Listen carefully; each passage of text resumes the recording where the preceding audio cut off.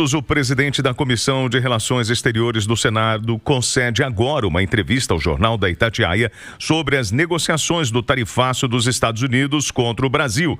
Nelsinho Trade conversa ao vivo com a repórter Edilene Lopes, direto do estúdio da Itatiaia em Brasília. Bom dia, Edilene. Bom dia, Travassos. Bom dia, Kátia. Bom dia aos nossos ouvintes. Exatamente. Bom dia. O senador Nelsinho Trade, que é o presidente da Comissão de Relações Exteriores do Senado, está aqui no estúdio da Itatiaia.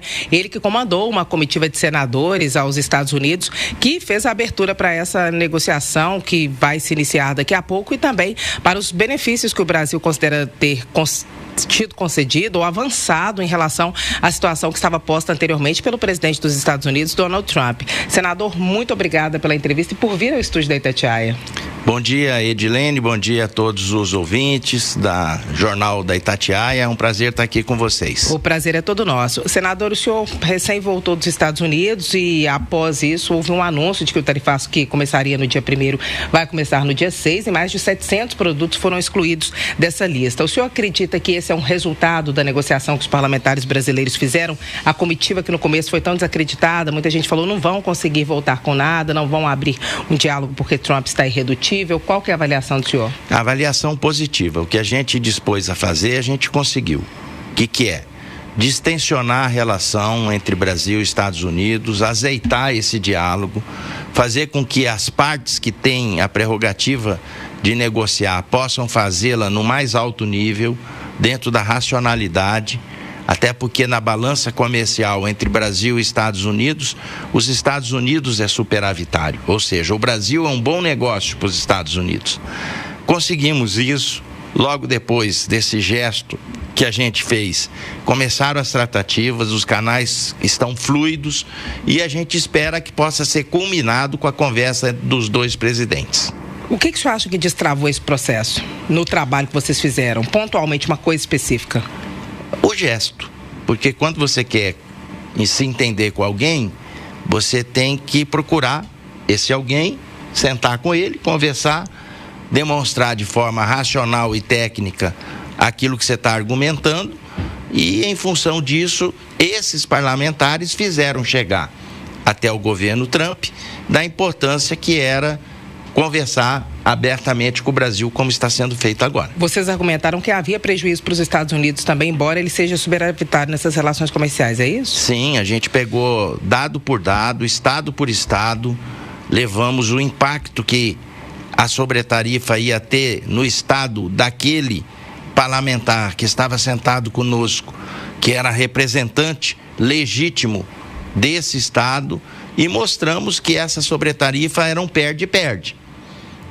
Eles pegaram os dados que a gente levou, fizeram as interlocuções e os canais começaram a se abrir.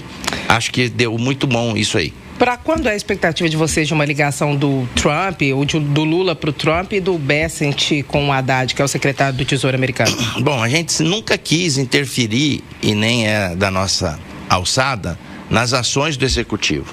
A gente tem que respeitar, o Executivo existe para poder fazer essa negociação e nós, do Legislativo, para distensioná-la e fazer com que ela possa sair da melhor forma possível.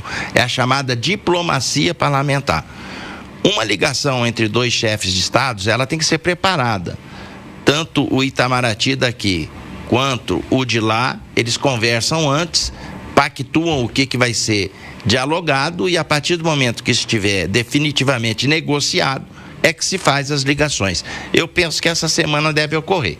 Entre o Lula e o Trump ou entre o Bessent e o Haddad? Eu acho que primeiro num nível inferior, entre os dois ministros, depois entre os dois presidentes. E você acha que sai breve assim entre os presidentes já nessa semana ou você acha que isso precisa maturar um pouco mais? Olha, acenos dos dois lados já tem, né? A hora que ele quiser ligar, pode ligar a qualquer momento que eu estou pronto para atender. O Trump falou isso e o Lula falou a mesma coisa. Então, já distensionou, isso que importa. Ontem o Lula disse que não vai desistir dessa história de trocar o dólar por outra moeda, uma moeda alternativa nas relações comerciais com outros países. Você acha que isso atrapalha?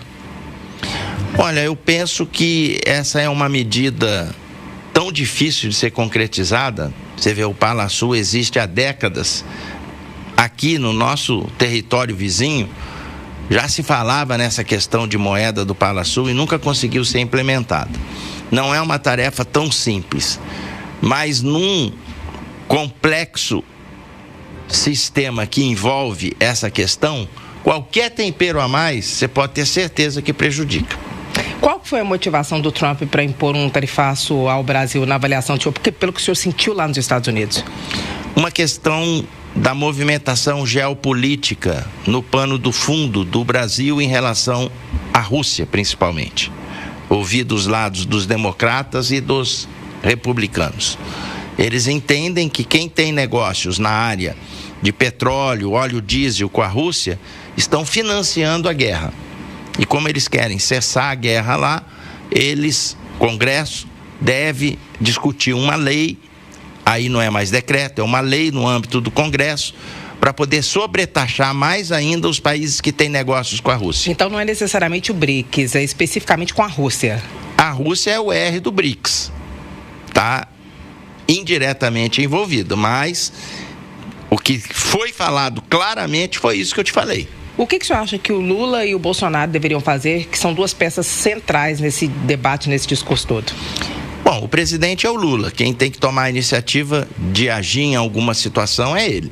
Eu acho que ele deve se embasar com seus técnicos, com seus ministros que estão na linha de frente e fazer as articulações, porque tem muitos produtos brasileiros que não deveriam estar nessa sobretarifa e que precisam também serem as taxas abaixadas. As frutas, principalmente a questão da manga, os peixes, pescados, o café, isso tudo são produtos que precisam ser reavaliados, são perecíveis e não existe um mercado assim específico para você poder fazer essa realocação desses produtos. Eles foram projetados, programados para ir direto para os Estados Unidos. E o que o Congresso tem para fazer nos próximos dias? Quais são os próximos passos da Comissão de Relações Exteriores, por exemplo, e o plano de contingenciamento do governo? Vocês já receberam? Não. A nível de plenário, não sei os líderes.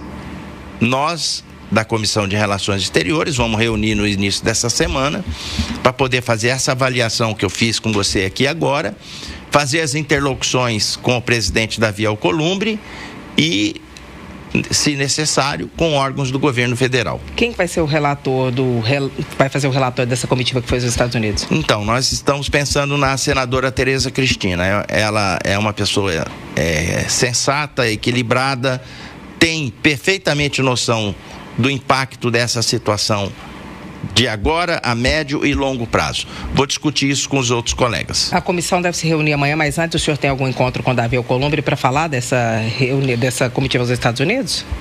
Devo provocar um encontro com o presidente Davi até para dar uma satisfação de como que as coisas aconteceram por lá. E a Comissão de Relações Exteriores deve se reunir amanhã? Provavelmente. Agora, senador, em relação ao plano de contingenciamento, o senador já tem alguma ideia do que possa ser, do que, embora não tenha recebido, do que tem que ser incluído, do que tem que estar nesse texto? Então, como é uma coisa muito específica da área econômica do governo federal, a gente está com uma interrogação muito grande dentro da cabeça de cada um. A gente precisa trazer essa discussão com as nossas assessorias para a gente poder se posicionar. Senador Nelson Iltrade, presidente da Comissão de Relações Exteriores do Senado, muito obrigada por essa entrevista. Eu que agradeço, Edilene, um abraço, um bom dia, uma boa semana para todos nós. Travassos e Kátia.